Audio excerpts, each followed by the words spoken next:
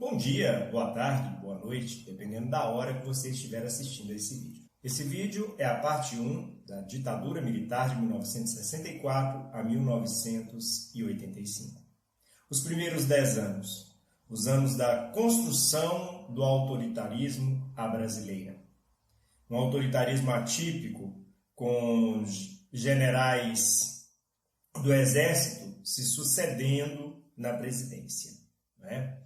Bom, nós sabemos que o golpe de Estado de 1964, que depois João Goulart, se insere dentro do contexto da Guerra Fria, um apoio bem declarado, bem claro, bem documentado dos Estados Unidos a golpes militares na América do Sul. O golpe que ocorre no Brasil, também ocorre no Uruguai, também ocorre no Paraguai, também ocorre na Argentina, no Chile, e haverá um apoio dos Estados Unidos a esses governos, desde que eles se alinhem aos Estados Unidos dentro do contexto da Guerra Fria. Nós teremos nessa primeira fase a ideia da instalação de um regime autoritário que inicialmente se apresentava como temporário. Muitos políticos que apoiaram o golpe, isso porque o golpe teve apoio dos civis, muitos políticos acreditavam que Castelo Branco, o primeiro general a assumir, iria conduzir o processo eleitoral de 1965. Isso não ocorreu. Eles vão ficar 21 anos no poder. Logo, eles já começam a editar atos institucionais. Esses atos institucionais foram modificando a Constituição de 1946 e introduzindo à força novos padrões no sistema político nacional. O ato institucional número 1 já estendia o mandato do Castelo Branco até 1966. O ato institucional número 2 extinguiu todos os partidos políticos e criou apenas dois. Um para ser situação, apoio à ditadura, a arena, e outro para ser a oposição à ditadura. Mas era aquela oposição de fachada, aquela oposição que a ditadura aceitava. Porque os opositores que ela não aceitava, ela cassou os mandatos, ela cassou os direitos políticos, ela perseguiu, mesmo no exílio. Nós teremos também, com os atos institucionais números 3 e 4, que os governadores não mais seriam eleitos por eleições diretas. Isso porque começa a haver resistência dos governadores eleitos. Foi instituído, então, a eleição indireta para os governos estaduais. Seriam escolhidos pelas assembleias legislativas. E nas capitais, os prefeitos não mais seriam eleitos. Os prefeitos seriam nomeados pelo governo federal. Eram chamados prefeitos biônicos. Todos de oligarquias que se venderam ao regime. O regime é um regime bastante corrupto. Ele desrespeita não só os direitos humanos. Há um processo de saque ao patrimônio público, ao erário público. Cargos públicos são negociados como se privados fossem, numa promiscuidade absurda. É aquela história, como dizia Montesquieu, lá no século XVIII. Todo poder corrompe. E o poder absoluto corrompe absolutamente. E é isso que está sendo montado. Chega a um ponto que em 1967 eles modificaram tanto a Constituição de 1946 que eles impõem uma nova Constituição. É a nossa terceira Constituição outorgada dentro da nossa história. Uma Constituição outorgada é uma Constituição autoritária, imposta. Durante o governo de Castelo Branco, houve um programa chamado PAEG, de estabilização econômica. Economistas liberais vão estabelecer um programa de estabilização da economia que se assenta na retirada de direitos da classe trabalhadora. O mais evidente é o fim da estabilidade no emprego. Se o trabalhador trabalhasse numa mesma empresa por mais de 10 anos, ele alcançava a estabilidade. Ele não poderia ser demitido, a não ser por casos muito extremos. A estabilidade vai ser substituída pelo fundo de garantia por tempo de serviço. O patrão vai ter que agora depositar uma parcela do salário do trabalhador, uma porcentagem, numa conta da Caixa Econômica Federal, administrada pelo Estado brasileiro, pelo governo federal, que agora tem o dinheiro do trabalhador nas suas mãos. Porque o trabalhador só pode sacar se for demitido. O que vai acontecer então? O Estado passa a ter uma grande soma para financiamento de obras públicas como habitação. Nós teremos também nesse período um certo controle da inflação. Por que eu estou falando certo? Porque nesse período a gente não tem inflação baixa. A inflação mais baixa que a gente vai ter é entre 15% e 16% lá no ano de 1972. Essa aqui é a inflação baixa, 2 dígitos. 2 dígitos não é uma inflação baixa. É claro que eles foram depreciando aí a inflação, mas à custa de quem? À custa do trabalhador. Né? A política de arroxo salarial. O período ditatorial é um período de aumento, de ampliação das desigualdades sociais, da concentração de renda. Vale lembrar que o modelo nacional desenvolvimentista será mantido. Aquilo que começou com Getúlio Vargas, que teve sequência com JK, com João Goulart, vai ter sequência com os ditadores militares.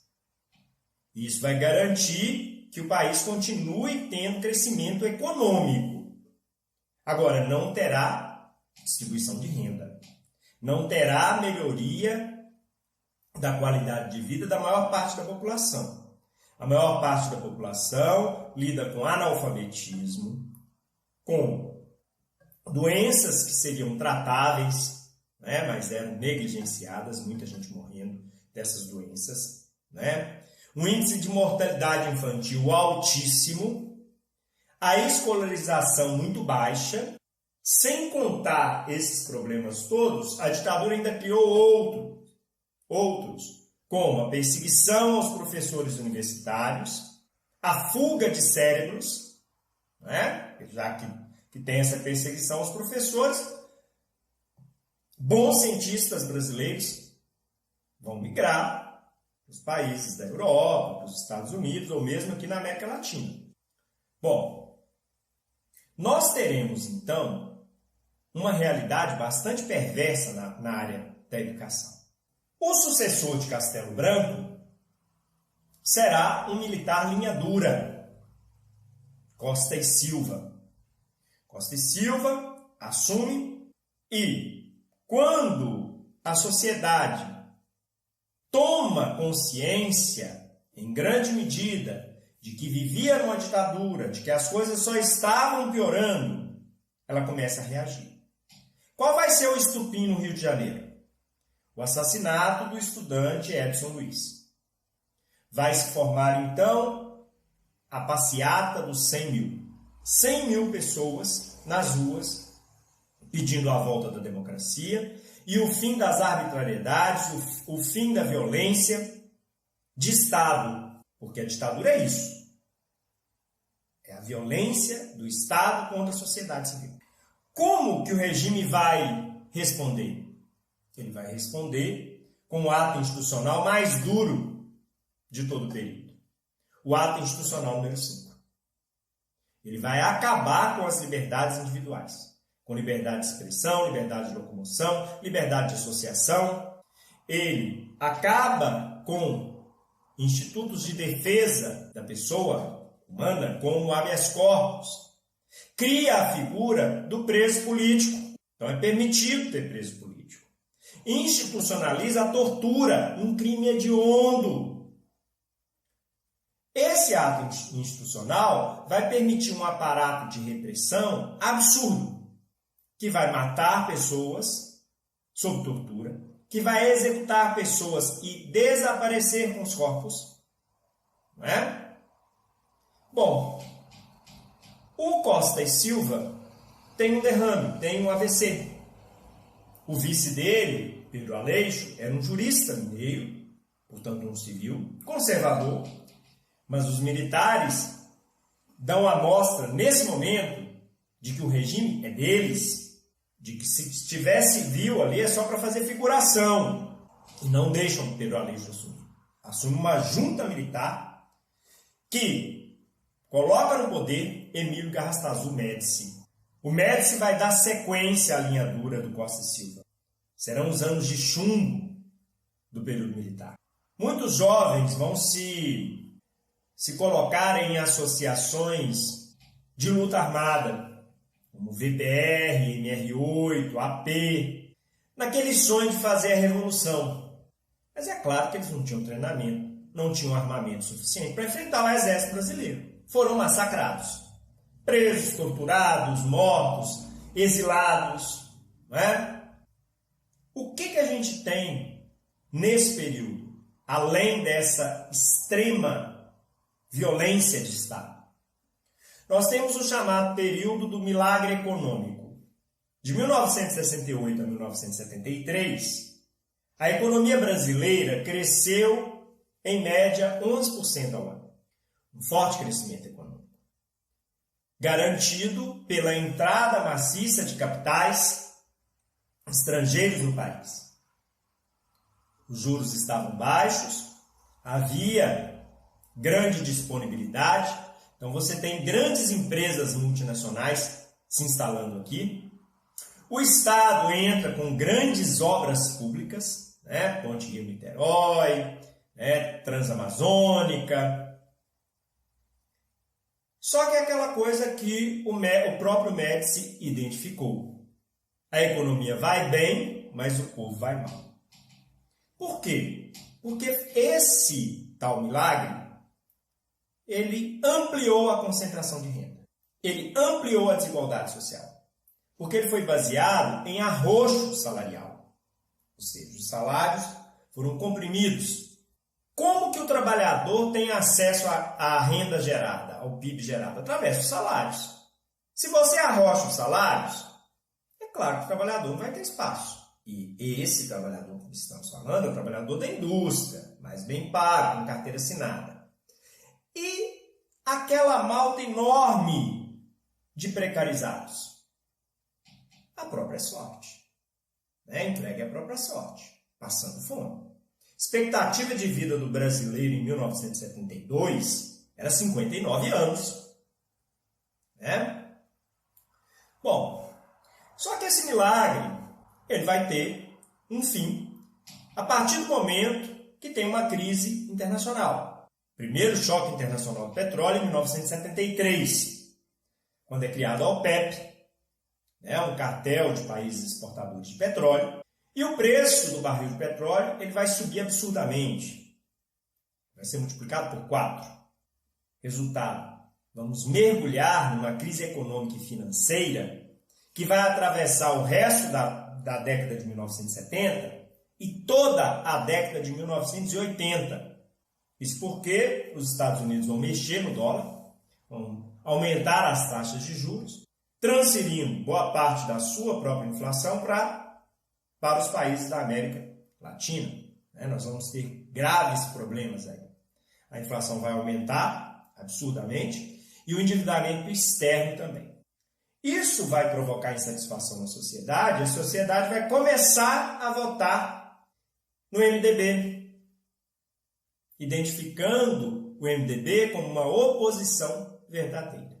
Então, que a sucessão de Médici, nós teremos um dito moderado, um general da Escola Superior de Guerra, o general Geisel, que vai fazer a transição, ou iniciar a transição para a democracia. Vamos continuar com a nossa aula sobre ditadura militar, agora a segunda parte os últimos 11 anos dessa terrível ditadura, a fase da transição, da distensão, da abertura política lenta, gradual e segura, como o próprio regime a definiu. Realmente foi lento. 11 anos de transição para a democracia, de desmonte daquele Estado autoritário que vimos ser construído lá na aula 1. Entra no poder, em 1974, Ernesto Geisel, general do Exército, de uma ala mais moderada. Esse período, o período Geisel, vai ser marcado por essa transição para a democracia. Cheia de idas e vindas, na verdade. Em 1975, o jornalista Vladimir Herzog, da TV Cultura, vai, por livre e espontânea vontade, prestar depoimentos. É preso, é torturado e é morto sob tortura. Isso escancara o regime de exceção, o regime desumano que tínhamos. A sociedade cada vez se movimenta mais pelo fim desses absurdos. O Geisel vai revogar o AI-5, mas só em 1978. Então, o ato institucional número 5 fica em vigor 10 anos, permitindo todo esse tipo de atrocidade. Tortura, execução, ocultação de cadáver. Bom, em 1976, seu ministro da Justiça, Armando Falcão, lança uma lei eleitoral que tenta amordaçar o MDB, a oposição. Isso não vai surtir efeito, porque o MDB vai continuar crescendo. Então, em 1977, ele lança o pacote de abril, um fechamento temporário do Congresso, e é criada a figura do senador biônico. Um terço dos senadores agora era nomeado pelo regime. Todos eram do partido de sustentação do regime, a Arena. O regime escancarava o seu autoritarismo e a sua decadência. Em 1978, você tem aí a revogação do ato institucional número 5. Nesse mesmo ano de 1978, você tem as greves significativas do ABC paulista e o surgimento de uma liderança no chamado novo sindicalismo. Um sindicalismo que não era vinculado nem ao PTB nem ao PCB, não era vinculado a partido político. Eram líderes sindicais que defendiam as questões objetivas da classe operária. E aí se destaca Luiz Inácio Lula da Silva, que vai ser a maior liderança sindical popular desse período. Vai chegar a ser preso pela ditadura, né, por crime político, de subversão, né, que é um absurdo. É isso? Porque nós temos direito à manifestação, nós temos direito à organização, não é isso? Mas é uma ditadura, é um regime ilegal, é um regime de exceção. Tá, o período Geisel também pega a continuação da crise do petróleo e a sua intensificação, quando em 1979 nós temos a Revolução Xiita no Irã, aumentando mais uma vez os preços internacionais do petróleo. Nós, então, vamos ter no período Geisel a manutenção desse nacional-desenvolvimentismo, onde as empresas estatais vão ser fortalecidas, as obras de infraestrutura serão colocadas em prática. Nós vamos iniciar aí o nosso programa nuclear em parceria com a Alemanha. Vamos desenvolver o pró-álcool, né, como uma alternativa aí ao petróleo, o carro a álcool e tudo mais. Tudo com tecnologia brasileira. Mas a maior parte da população continuava vivendo muito mal, né? Os trabalhadores sendo massacrados, fome, desemprego, analfabetismo. Em 1979, o que a gente vai ter? A ditadura vai perceber que o MDB tinha virado uma força de oposição muito forte. Então, o que ela vai fazer? ela vai dividir o MDB. Ela vai retornar com o pluripartidarismo. Porque ela entende o seguinte: a Arena vai virar um partido só, e virou o PDS. Mas o MDB vai se subdividir, como se subdividiu. Virou PMDB, PP, PTB, PDT, PSB, né? E por fora ainda surgiu uma nova força política. Em 1980 vai surgir o Partido dos Trabalhadores. Desse movimento sindical, que surge em São Paulo, muito forte, sob a liderança de Lula, em aliança com a intelectualidade progressista e com as comunidades eclesiais de base da Igreja Católica. Surge então um partido que vai ser a maior força política no período seguinte, no período da Nova República. Bom, força política popular, né? O que nós temos então? O Geisel vai transferir a presidência para outro general, João Batista de Figueiredo, que vai dar sequência ao processo de abertura, num período de crise extrema. Ele já começa com a aprovação da Lei de Anistia de 1979, ampla, geral e restrita, permitiu a volta ao Brasil dos exilados e permitiu a libertação dos presos políticos. Anistia é o perdão oficial, é o perdão do Estado, né? Só que, indevidamente, essa anistia foi estendida aos agentes de Estado que cometeram crimes de tortura, de estupro, de ocultação de cadáver, né? De execução. Isso tudo é crime imprescritível, né? Crime contra a humanidade que não cabe anistia, tá? Indevidamente eles foram anistiados.